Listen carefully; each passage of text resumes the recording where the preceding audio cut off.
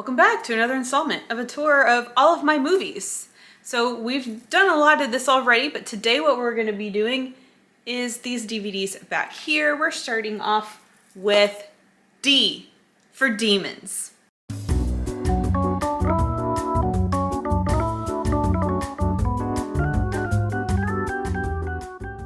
I'm going to go ahead and pull out both Demons 1 and 2. These are pretty old DVDs. I think they both came from the mayor. Thank you. It admittedly took a little while, especially for Demons, to grow on me. It was kind of weird. It was weird to take in at first because it's not really so much about the story or the narrative, but it's more about the experience. Also, I don't really like the movie within a movie thing, but this is wild and it's fun. And now I have seen Goblin live playing along with the screening of the film, and that was really special. No problem with Demons 2, like liking Demons 2 better. That came very easily for me. That's what I usually would say is like, oh, well, this one was easy to like, more so than one. But now I appreciate them both. Next is The Descent. I feel like this is a classic, am I right? So I was in high school, and this came out.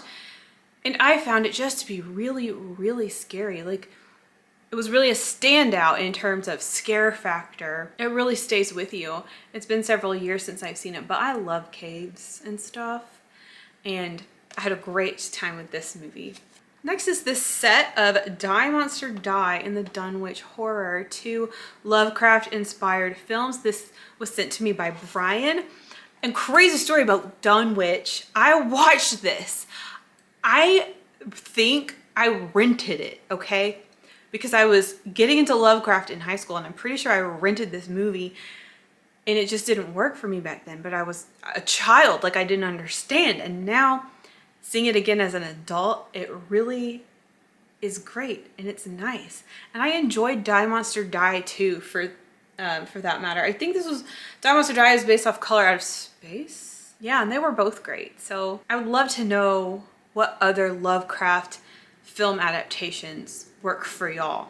Okay, next is Donnie Darko. I have a long history with this movie in high school. I mean, I don't know. It's like rated R, right? I don't know how I was allowed to watch this, but I watched the shit out of this movie in high school. I even had a Donnie Darko shirt. And it's weird watching it now. Okay, the last time I watched it, it actually made me a little sad because it reminded me of how sad I felt when I used to watch this all the time. You know what I mean? But it's just really, really good. It's really cool. I love this movie. Next is Don't Deliver Us from Evil, Bitch. You may know, maybe you don't know, I just did a video on this movie. I love this movie. I got this from Il Pinguino when he upgraded. So this is a pretty old Mondo Macabro DVD. But you know, I'm a budget girly. I just want to own it. And you have to own this because it's not available anywhere. Like, you can't stream it. It's not on YouTube. So this is one you just have to own. Another don't torture a duckling. Lucio Fulci, Giallo, perhaps arguably his best Giallo. And I will say, it's a downer, but it's just really a well-written movie. It's a great story. It's got a very distinctive flavor and atmosphere, being a rural Giallo. Wow, so many rural Giallos are just like total downers, huh? Anyway, first time I watched it, I was like, that was just sad. But then second time, especially after exploring a lot more Fulci and coming back to this one, you realize how well-rounded this is. Oh yeah, and I'm pretty sure this came from the mayor. Next is this Hammer Dracula set that Brian sent me. It has Horror of Dracula, Dracula Has Risen from the Grave, Taste of Blood of Dracula, and Dracula AD 1972. All the Christopher Lee Dracula, not all of them. They are all Christopher Lee Draculas. And it's just, you know, wholesome part of movie education. I enjoyed these. I really like modern modern vampires, and modern being the 70s. But I like when you take them out of the period and bring them to the modern day. You know what I mean? Although I do like all of them. Eaten Alive. Was this Lindsay? Yeah. This is from Brian. And I went through a little like cannibal stint, you know. I don't know why. Why do I do this? I don't know. It's like I want to traumatize myself. This one was especially traumatizing for me. I remember when I watched it a couple of years ago, I was pretty messed up for like 24 hours and saying, wow, I kind of wish I hadn't watched that. But you know what? I couldn't resist because it has Even Rasimov in it as a cult leader. How could you not watch it? I want to say I think I would watch it again. I own it, so I guess I'm obligated, right? We have a few high school movies in this shelf. Here is Edward Scissorhands. So I got this from a friend who was just like getting rid of all her DVDs. She was just getting rid of all of them. So she was like, pick stuff. So this is one of the ones that I picked. I liked it in high school. I probably haven't watched it since high school, but I own it. I got this Evil Dead Ultimate Edition. It's like a big, bulky, heavy duty Anchor Bay. Okay. My friend just gave me this because she, like many people, doesn't care about owning the physical media, so she gave me this. What is all this anyway? Oh, okay. Different versions. And I've only seen this once. That's my confession. Another high school. Does every millennial have this in their movie collection? The Exorcism of Emily Rose. It was like kind of iconic. When did this come out? 2005.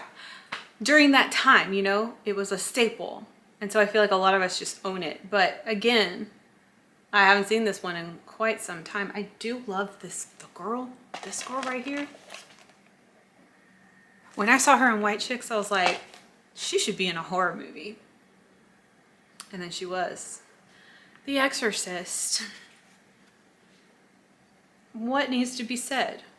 This is a great movie. I have read now several books on the movie and its effects on society and culture. I'm not sure it had great effect. Okay, it has some good effects and some bad effects, right? But this is a wonderful movie. Jess Franco's Faceless. I really like this one a lot. I want to give it a dedicated review at some point. It's just so glamorous and so fun and so 80s. It is the 80s, right? And very cool. I mean, this is probably the first Franco film I've seen, and I look back on it fondly. The Faculty. I know this is a classic in many people's minds. I only just recently watched it, like within the last few years, and I really like it. I think it's very cool, very crazy. It has such a strange style and strange vibe to it, but once you get used to it, it's really a fun movie. I have this very old, more high school shit right here. I have this very old Criterion version of, what's this called again? Fear and Loathing in Las Vegas. This is another one that my friend was just getting rid of, so I grabbed it. I thought it was just the coolest thing ever when I was in high school, so I felt like I needed to have it. Been a long time. I should rewatch it, but it too is just, it leaves you with quotes and sayings and stuff that you just continue to say for the rest of your life. Foxy Brown. This came from Brian. This great Pam Grier movie. I'll give this a dedicated review at some point as well. And I really want to decide if I like coffee or Foxy Brown better. It's probably coffee. Oh, look. I mean, you just can't go wrong. Everybody should see this. So the shelves are always kind of shifting and changing, even though I don't seem to be buying anything. But I am in the middle of this Friday the 13th collection. I just finished 5, I think. And yeah, I'm making my way through these. So that's why it's just kind of like laying right here. But they're just good. Frightmare. This came to me. Oh, this was from Il Pinguino as well. I really, really like this movie. This is a 70s movie, a British movie that feels like the 80s because of how bonkers it is. It's very fun. I was quite fond of this. Oh, ginger snaps. So some of my college students at work are way into Jennifer's Body right now. And I was like, but have you seen Ginger Snaps? Because it's awesome. I love this movie. It's also another just, it leaves a mark. It left a mark on society, on culture, on girls everywhere. This is a great movie. Okay. Changed my lighting a little bit. I don't really think it's better. Grapes of Death, directed by Jean Rollin. I got this from Il Pinguino. It's really good. This is he's just weird, you know? His movies feel a lot like a video game or something.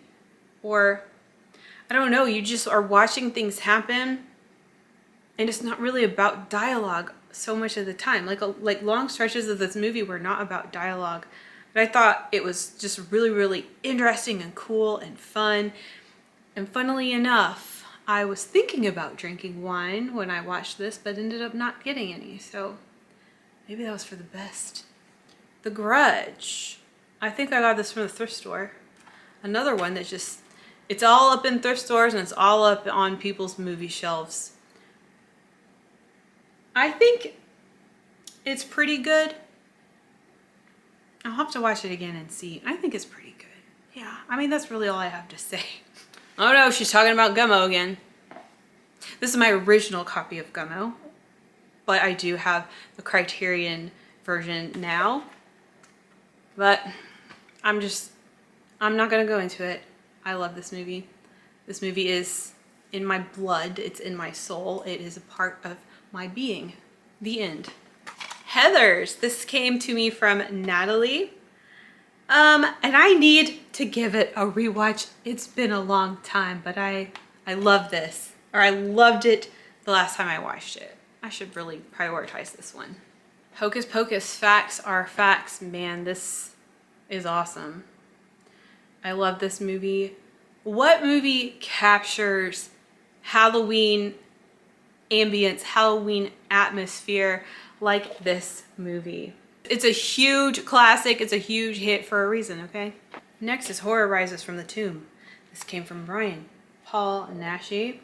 This was the first Paul Naschy film I watched, probably. And I don't know why I can't really remember it. I can't really remember it. I'm sorry.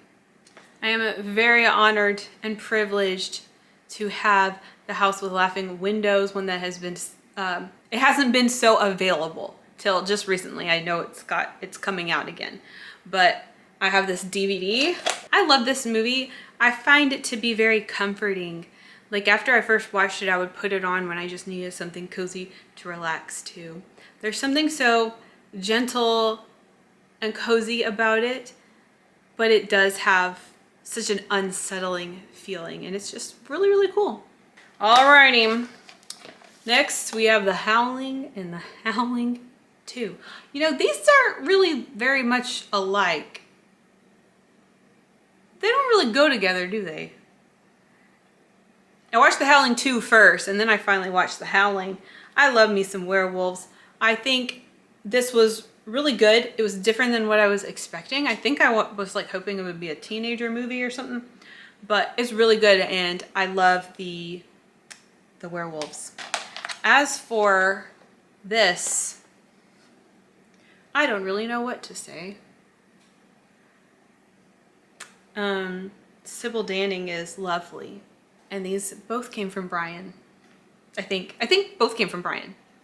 I Know What You Did Last Summer is one that I was probably like 10 when it came out. I was not allowed to watch it at the time, so I didn't end up watching it until adulthood. But I like this one a lot. This is one that I will revisit occasionally, and it's just a solid movie. And then I like part 2. Oh, and I've seen part 3. We don't need to talk about that. And didn't they have like a show? Oh, did they have a show or did a new movie come out? I don't know. I haven't seen those. But I like this. I just love the cast of all these heartthrobs. Like, why don't we do that anymore? I love It. I like this It. I don't really know about the other one, the new one, but I love me some Tim Curry. And this movie was just so vicious, and even though it was sort of goofy, I found it to be so scary. And I love clowns, you know? It Follows. This was also sent to me from Natalie. Just a good, this one's pretty well liked, I think. And this is another one that has been a bit since I've seen it, but it's beautifully shot if I recall. And yeah, it's about time I check it out again, huh? This is kind of embarrassing. I'm showing you all these movies I haven't seen in forever. Jeepers Creepers, you know, this is a big deal, I think, in my life. This wasn't the first horror movie I ever saw, but it was one of the first and one of the most impactful as well. I was 14, I was in the 9th grade, I was at my friend's house and we watched this, and it kind of sent me into a panic. I had to make them pause it so that I could cry and freak out a little bit. Like, it put me in a tizzy. And you know, now I really like it. There's so much to like about it. I love how sweaty and like hot it is and grungy. And it's truly scary and such a fun concept.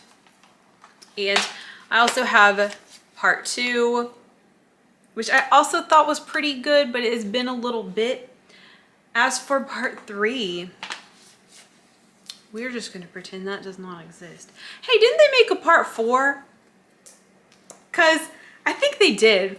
I remember watching the trailer, and after I watched the trailer, I didn't say anything and I just continued doing whatever I was doing and never thought about it again. And finally, Jennifer's Body. Came out when I was in college. I saw it in the theater and I was like, that was weird. And I feel like a lot of us were like that, right? This is one that it took a while for the world to appreciate it. But now it just hits so right. I love this movie. And the young generation of Zoomers, they like it too. Apparently I'm not supposed to call them Zoomers because I guess that's a slur according to them. Gen Z loves Jennifer's Body too. And that's it for this shelf. I feel very well stocked. I feel very well equipped for any sort of internet outage or any sort of unsubscription to streaming services. I am ready for the apocalypse. We have at least like 2 more shelves to go, so there will be more installments of this little series. So I hope you enjoyed this one. Before I go, I want to thank my members. I do have a membership on this channel now. I'm still working on delivering the perks in a timely manner, but it does include early access to videos and members only videos. Thank you so much, Jordan C, Laserbeak, Sabrina A, David M, Chompador, Paul H, Brittany P, what's up Brittany, Ashley M, and Danielle, and you. Thank you so much for being here, and I'll see you in the next video. Ciao.